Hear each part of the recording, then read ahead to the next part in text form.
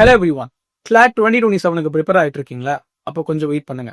ஏன்னா நடந்து முடிஞ்ச கிளாட் 2026ல இருந்து நம்ம கத்துக்க வேண்டிய ஒரு 5 முக்கியமான விஷயங்கள் இருக்கு. அது என்னன்னு நம்ம பார்ப்போம். First, logical reasoning twist.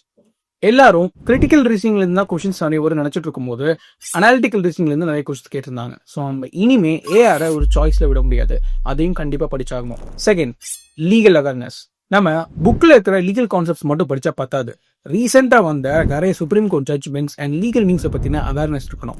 Current அஃபேர்ஸ்க்கு ஈக்குவலா லீகல் நாலேஜும் equally important. Third, reading speed. போன முறை கேட்ட கேள்விகள்ல பேசேஜஸ் எல்லாம் ரொம்ப லென்த்தியா இருந்தது. ஸோ நம்ம படிச்சா மட்டும் பத்தாது, வேகமா படிச்சு புரிஞ்சுக்கிற ஸ்கில் வேணும். ஸோ இதனால டெய்லி நியூஸ் பேப்பர்ஸ் படிக்கிறத ஒரு பழக்கமா மாத்திக்கோங்க. Fourth, time management.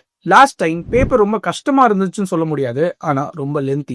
இதனால நிறைய பேர்னால முழுசா படிச்சு முடிக்கவே முடியல. ஸோ இனிமே நீங்க என்ன பண்ணுங்க, ஒவ்வொரு தடவையும் ஆன்சர் பண்ணும்போது ஒரு டைமரை பக்கத்துலேயே வச்சுக்கோங்க. Fifth, quants.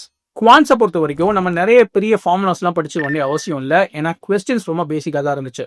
But conceptual clarity was very essential. So உங்கள் கான்செப்ட்ஸில் ஸ்ட்ராங்காக இருங்க. ஸோ மொத்தத்தில் இன்ஸ்டெட் ஆஃப் ப்ரிப்பேரிங் பிளைண்ட்லி, ஸ்மார்ட்டாக பிளான் பண்ணுங்க. As I always say, consistency is the key.